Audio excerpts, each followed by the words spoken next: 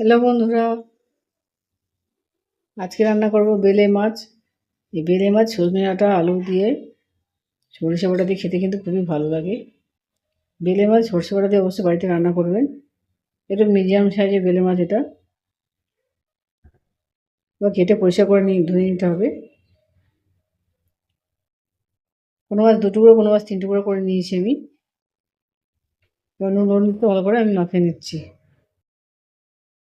ভালো করে নুন হলুদটা মাখিয়ে নিয়েছি। এবার ভালো কড়া করে এই মাছটা ভাজতে হবে।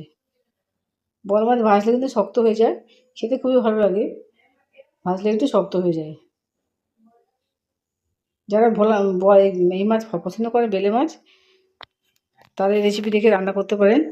এটা কিন্তু খুবই স্বাদ হবে। সর্ষের তেল দিয়ে আমি মাছটা রান্না করছি। মাছটাকে ভালো করে ডিপ ফ্রাই করতে হবে। ডিপ ফ্রাই করে তবে খেতে খেতে ভালো লাগবে। ঝোল মাছ, এই মাছের ঝোল খাওয়া যায় না, ঝোল খেলে খুব একটা ভালো লাগবে না। আপনারা অবশ্যই ঝাল রান্না করবেন। সে পেঁয়াজ দিয়ে হোক বা সরষে বাটা দিয়ে হোক।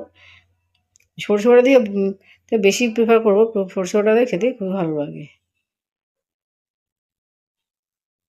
মাছগুলোকে উল্টো পাল্টে একটু ভেজে নিচ্ছি।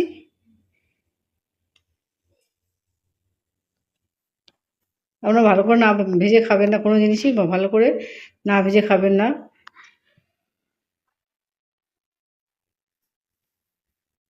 এখানে আমরা 700 মতো মাছ নিয়েছিলাম। 700 মাছ থেকে সব মাছগুলোকে আমি ভালো করে ডিপ ফ্রাই করে নেব এবং সর্ষে বাটা দিয়ে রান্না করব। আজকে এখন লাল সর্ষে দেবো না, সাদা সর্ষে দিয়ে রান্না করব। লাল সর্ষে একটু তিতো হতে পারে, তার জন্য আমরা অবশ্যই নুন দিয়ে, সামান্য পরিমাণ নুন দিয়ে দেবেন।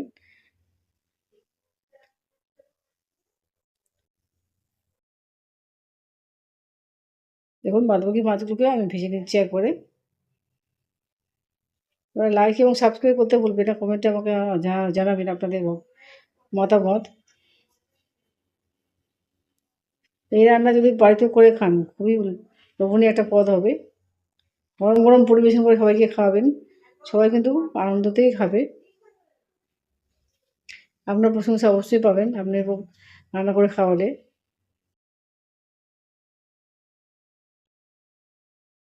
আস্তে আস্তে করে মাছগুলো উল্টে পাল্টে দেবেন। আমি তাড়াহুড়ো করেছি বলে মাছগুলো প্রায় ভেঙে গেছে, অনেকটা ভেঙে ভেঙে এসেছিলো। আমরা আস্তে আস্তে করে ভাজবেন টাইম নিয়ে। আমাদের টাইমে বড় অভাব। আজকালকার জমানায় খুবই টাইমের অভাব, তাড়াহুড়ো ভাবেতে করি। তাড়াহুড়োয় কিন্তু কোনো কিছু ভালো হয় না।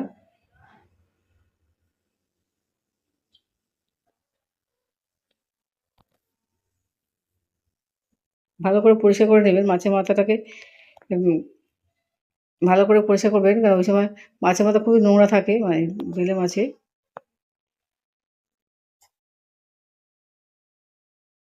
আমি এর মধ্যে আলু নেব এবং সজনে ডাঁটা নেব। টমেটো আছে, টমেটো দিয়ে দেবো। এর মধ্যে টমেটোটাও দিয়ে দেবো। আমি মশলাটা করে নেব। কাঁচা লঙ্কা, আদা, দেখুন সমস্ত কিছু দিয়ে আমি পেস্ট করবো। টমেটো, অল্প অর্ধেকটা আমি পেঁয়াজ দিচ্ছি, পেঁয়াজ বেশি দেওয়ার দরকার নেই। যেহেতু সরষে বাটা দিচ্ছি, অল্প পেঁয়াজ দিলে হবে। কিছুটা আদার টুকরো দিয়ে দিচ্ছি, তবে কিন্তু খেতে স্বাদটা আসবে। আদা পাকা কাঁচা লঙ্কা ছিল আমার, সেটাও দিয়ে দিয়েছি। সর্ষেটা দিয়ে দেবো, সাদা সর্ষে। আপনারা যদি লাল সর্ষে খেতে চান লাল সর্ষে দিয়ে দেবেন। আর অল্প পরিমাণ নুন দিয়ে দেবেন। আমি পরিমাণ মতো জল দিলাম, দিয়ে ভালো করে একটা পেস্ট করে নিচ্ছি। এদিকে আমি ওই মাছে ভাজা যে তেল ছিল, ওই তেলের মধ্যেই আমি রান্না করব। প্রথমে আমি কালো জিরা ফোড়ন দিয়ে দেবো। এই কালো জিরাটা অবশ্যই ফোড়ন দেবেন এই সরষে বাটা রান্না করতে গেলে। দেন আলু আর সজনেটা দেবো।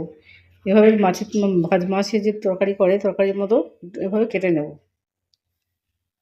এবার ভালো করে ভেজে নেবো আলু এবং সজনে ডাঁটা থেকে। নিয়ে ভালো করে নিয়ে নিচ্ছি। একটু ভাজা ভাজা করে নেবেন, যেভাবে আমরা মাছের ঝোল করে থাকি সেরকমভাবে আলু আর সজনে ডাঁটা দিয়ে ভালো করে নেড়ে ছেড়ে একটু আদা আদা ভাজা করে দিচ্ছি। এর মধ্যে পরিমাণ মতো হলুদ দিয়ে দেবো করে। মশলা তো আমি আগেই পেস্টটা করে নিয়ে রেখেছিলাম। হলুদ দিয়ে কিছুক্ষণ একটু নাড়িয়ে নিচ্ছি, যাতে হলুদের গন্ধটা, কাঁচা গন্ধটা চলে যায়। এবং ভালো করে নাড়াচাড়া করে নিয়েছি আমি। এবার যে মশলা পেস্টটা দিয়েছিলাম সেটাকে দিয়ে দিচ্ছি, দিয়ে একটুখানি শুকিয়ে আনতে হবে। ভালো করে একটুখানি শুকিয়ে আনবে যাতে গন্ধটা না থাকে, কাঁচা গন্ধ না থাকে। ভালো করে নেড়ে চেড়ে মাখা মাখা করে নিয়ে আসতে হবে। তারপর পরিমাণ মতো নুন দিয়ে দিচ্ছি, দিয়ে আবার বেশ কিছুক্ষণ নাড়ালাম। আর মশলা বাটা যে জলটা সেই জলটা আমি পরে পরে দিয়ে দেবো। এবং বেশ কত সুন্দর মাখা মাখা হয়েছে। মশলা ভাজা যখন গন্ধটা বেরোবে তখন আপনারা কিন্তু জলটা দিয়ে দেবেন, একটু ঝোল ঝোল মতো করে দেবেন। এই অবস্থায় একটু ঢাকা দিয়ে দিতে হবে যাতে আলুটা সিদ্ধ হয়ে যায়, সোনাটাও সিদ্ধ হয়ে যায়। তারপর ঢাকা দিয়ে দিতে হবে। ঝোলটা ফুটে উঠেছে, ঢাকা থেকে নামিয়ে আপনারা এবার মাছটা দিয়ে দেবেন। যে মাছটা ভেজেছিলাম মাছটা আমি দিয়ে দেবেন। সমস্ত মাছটা দেওয়া হয়ে গেলে আবার একটু ঢাকা দিয়ে দেবেন। গ্যাসের ফ্লেমটা একটু কমিয়ে দেবেন, কমিয়ে দিয়ে আস্তে আস্তে করে ফুটে ফুটে যাতে একটু মাখা মাখা হয়ে আসে, গ্রেভিটা যাতে মাখা মাখা হয়ে যায় সেদিকে খেয়াল রাখবেন। একদমই শুকিয়ে দেবেন, একটু ঝোল ঝোল রাখবেন। তবে গরম ভাতে খেতে কিন্তু খুবই ভালো লাগবে। এবং একটু ঝোল ঝোল রেখেছি, পুরো শুকিয়ে রেখে রাখিনি। এভাবে রান্নাটা করে নেবেন। গরম গরম গরম ভাতে পরিবেশন করুন এই সজনে ডাঁটাটা আলু দিয়ে বেলে মাছের ঝোল, খেতে খেতে খুবই ভালো লাগবে। আপনারা অবশ্যই বাড়িতে একবার হলেও বানিয়ে দেখতে পারেন।